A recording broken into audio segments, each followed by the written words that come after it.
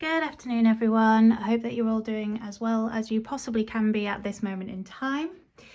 I thought it might be useful following the post that I shared on Sunday to follow up with a couple of related questions and kind of show you how the information that I shared needs to be able to be applied. So I've chosen snippets of 3 different questions. The first is thinking about the formation of biodiesel. The second involves kind of like a 4-step synthetic pathway, and step 1 is thinking about alkaline hydrolysis of an ester.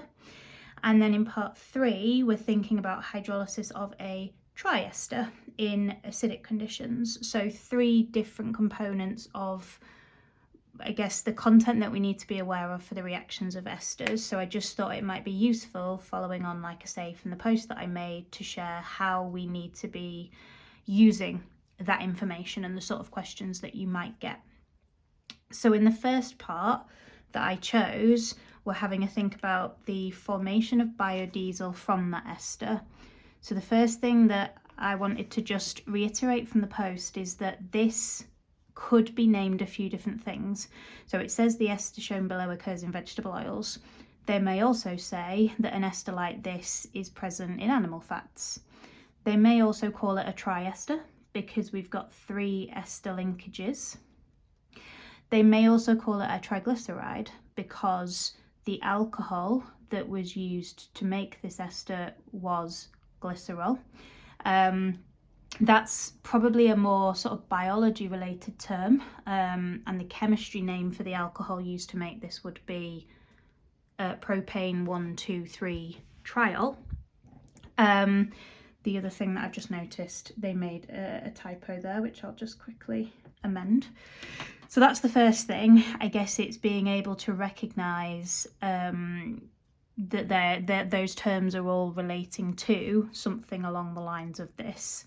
Now, the other thing with this structure, if we look at the one underneath in question 2, they've kind of flipped the ester around to the way in which I certainly would normally draw it, and I'm sure a lot of you would normally draw it, with the sort of part that would come from our carboxylic acid first, C double bond O, then the C single bond O, and then the part that would come from the alcohol, whereas here it's the other way around.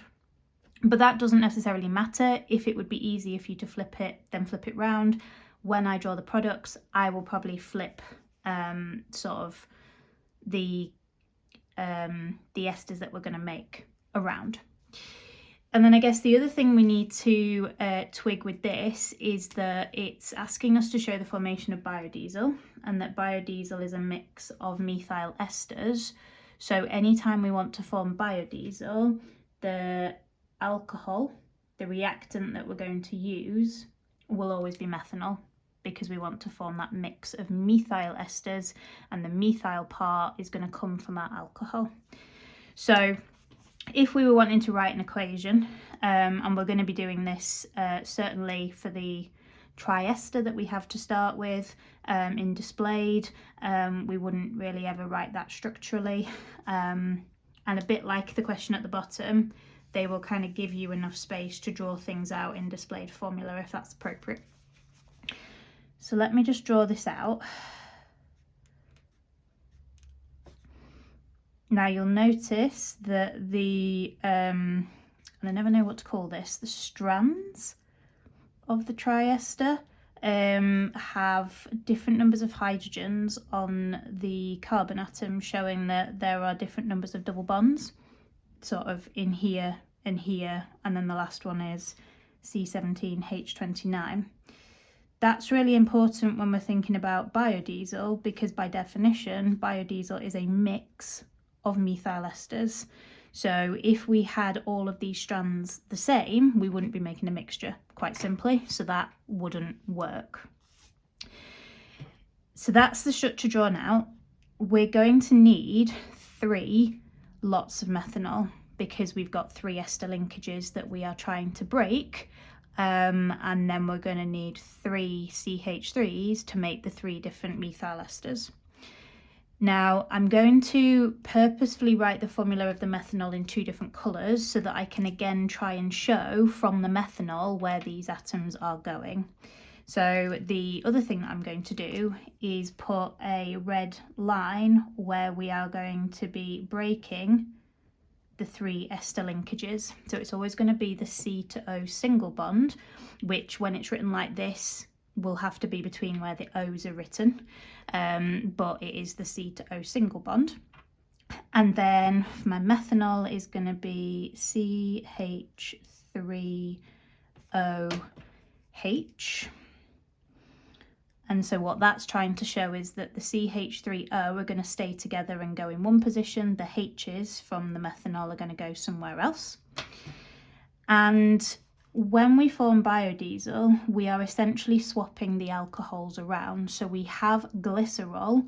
Initially, we are adding methanol. We are going to swap the glycerol for methanol. That's fundamentally what we're doing. So we're going to make glycerol because that's the alcohol we are swapping off, and I'm just going to draw everything up until the red zigzag lines to show where we broke that ester linkage, and then it is the hydrogens from the methanol that reform those 3 alcohol groups like that. And then in terms of our other product, the biodiesel, that is going to have the C17H31 and the CO, or C17H33CO, C17H29CO from the original ester, and then that's going to get the OCH3. Now this is where I'm going to flip it round so that I have C17H31CO, because then I can write the OCH3 like this. If we were naming this as an ester, it would be methyl, whatever the prefix for 16 carbons with that number of hydrogens would be, and then because of the ester linkage, it would end in O8. So it'd be methyl an O8, or methyl ene O8, because there's going to be some double bonds in there. And I'm just going to repeat that for each of the 3 different strands, and I have to do it 3 times because they are all different from each other. Obviously, if you had 2 of them that were the same, or if we were thinking not about biodiesel but about making soaps and they were all the same, you could just use like a balancing number to show that. But here I have to do 3 different methyl esters because they are all different. So this is our biodiesel.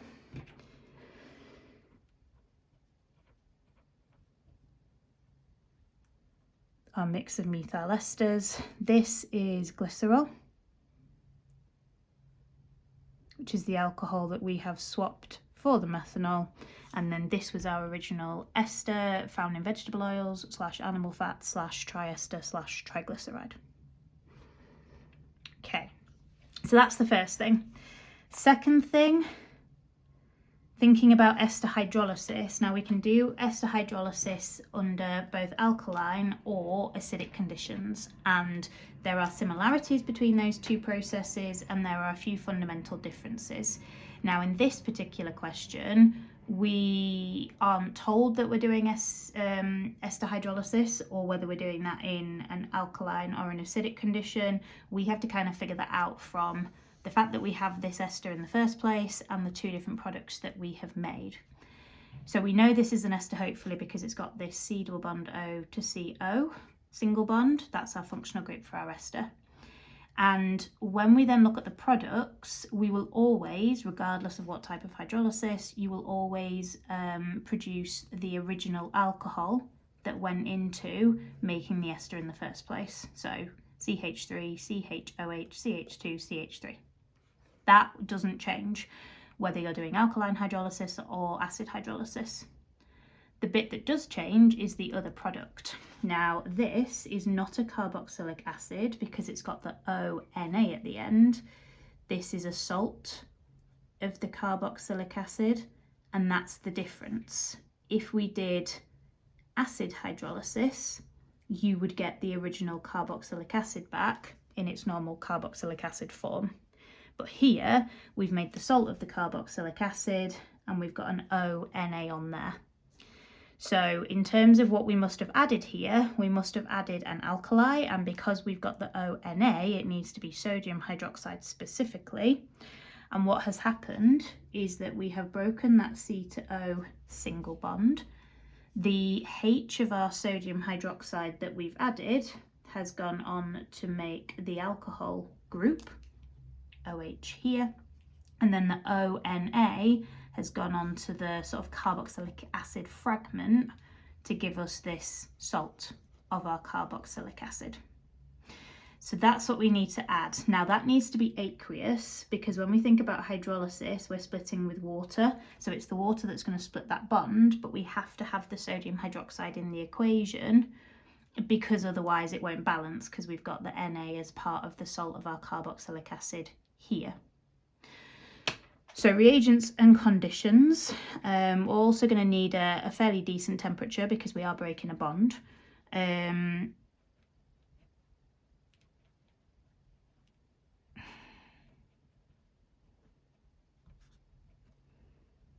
So that's what I'd be putting there.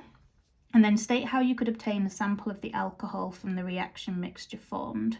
So we've got salt, we've got an alcohol, we're going to have two different liquids, they're going to have different boiling points, so we're going to be able to use fractional distillation in order to separate that alcohol from our mixture.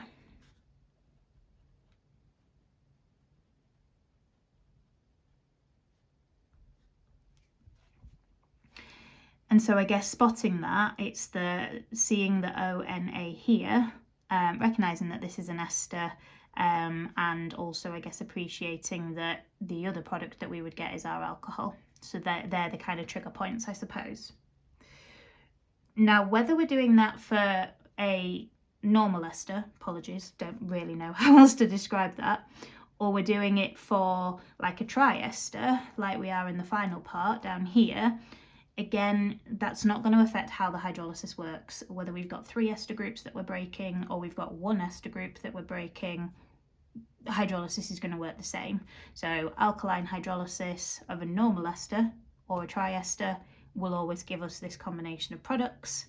Acid hydrolysis of an ester or a triester will always give us the alcohol and the carboxylic acid rather than the salt of the carboxylic acid. So in this bottom question, I've mentioned that it's acid hydrolysis, but if we read through the information, it doesn't tell us that. So how do I know? It says the slowing down of chemical processes is important in food storage. Over time, fats may become rancid. This involves the formation of compounds that have unpleasant odours and flavours within the food. Hydrolysis of fats, so this is what they're referring to here. So we've heard lots of different terminologies can be used. They're calling them fats here. Hydrolysis of fats is one way in which rancid flavours are formed. Fats break down to long-chain carboxylic fatty acids and glycerol, and we have to complete this equation. So the first clue that we have here that this is acid hydrolysis is they've told us that the fats are breaking down to long-chain carboxylic acids. They've not said salts of carboxylic acids, they've said carboxylic acids. So that's our first clue, that the hydrolysis has to be involving an acid. Then they've also told us we're making glycerol, which is really helpful. The other clue is in the equation itself, because if we were doing alkaline hydrolysis, as I said in the question above, the sodium hydroxide would have to go in the equation because the sodium ends up on the salt of our carboxylic acid. Whereas with acid hydrolysis, you could, if you wanted to, put either a H plus or the specific nature of the acid that you're using on the arrow. So if we think about a normal ester, acid hydrolysis is the reverse of esterification. So you will have concentrated sulfuric acid in there to make the ester and water in the first place, and then because that's still there, you will get acid hydrolysis, and therefore that reaction is reversible. So it's just the water that goes in the equation when we have acid hydrolysis. So that's your other clue, I suppose. Now, compared to the ester at the top, which, just move that down a little bit to get it back on the screen, You can see that they've left the triester in the bottom question the right way round, or in the, I guess, way round that we're probably more familiar with the carboxylic acid bit coming first, then the alcohol bit coming on the right hand side. They are the same sort of structure, so as I've said, it's up to you if you want to flip this one round or whether you're happy seeing it that way round. That's something you can decide upon. Now, I will draw this out in full, even though they've given us the first part. There's a couple of things, I guess, to point out. First of all, we've got the same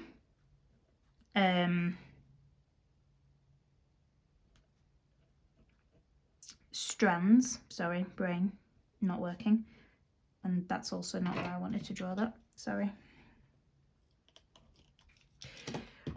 Obviously that should be coming from the carbon to then give us C, H, O, O, C, and then the same strand there, which I will draw in obviously, and then CH2, O, O, C, and then the same strand again. So this could not be used in the formation of biodiesel because you'd end up with 3 of the same product, which is why one of the dotted lines has the 3 in front to show you that you don't need to write it 3 times, we can write it once and put the balancing number in the front. The other product, glycerol, it's a bit weird that they've given you a line because you're going to draw glycerol like we did here, but don't be put off by that, draw it in displayed formula. I suppose you don't have to, you could go with structural, but in my opinion it makes sense to draw it out because then you can link where that's come from in terms of our triester. So I'll just finish this off.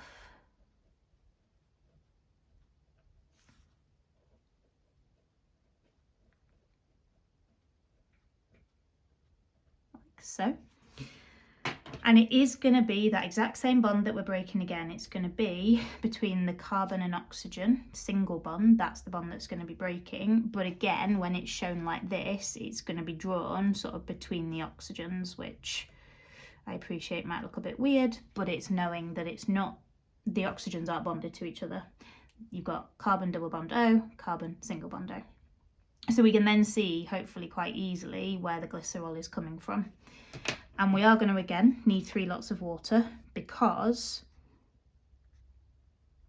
we've got 3 ester linkages to hydrolyse. Now, in terms of how I can potentially colour code where the H2O atoms are going, it's going to be unfortunately a bit difficult unless I draw that out in displayed formula because of the H2O, but I equally don't think it's as challenging maybe to see where those atoms are going this time. So we are going to get 3 lots of the CH3 bracket CH214, which just means I've got 14 CH2s in a line, so that's saving me having to write all of those out, which is lovely, and they've opted not to go with a molecular formula, which is fine. And then that would be CO up until the break, and then on the end of there, and I will do it in red, the OHs coming from the water. Maybe I should have just done the water in red. I'll underline it as such. So the oxygen and one of the H's from the water is going to go on to making our carboxylic acids. It's not salts of carboxylic acids, it's carboxylic acids. And then the other product will be our glycerol. I've not done this very well, have I? But never mind. Where if I draw it in the orientation on here, would be OCH2, CH with the O, and then CH2 with the O, and then it would be the other hydrogen from the water that we've not yet used, which would be going on to each of the O's to give us our 3 alcohol groups. So again, that is our glycerol, our alcohol, and then here is our just carboxylic acids, not salts of carboxylic acids. We don't need to know any specific purpose of those, so that would be our equation. So I guess I wanted to show acid and alkaline hydrolysis so that we could see the difference, but I also wanted to show you it with a normal ester and then a triester / triglyceride / vegetable oil ester / animal fat ester, and then I also wanted to show you the biodiesel bit in how those atoms are redistributed. So hopefully that has made sense, and hopefully you can link that back to the post I made before in terms of the content that you need to know. But as always, guys, if anything that I've said is unclear or there's similar questions that you want me to tackle, just let me know. Okay? Take care, everyone, and thank you so much for watching. Speak to you soon.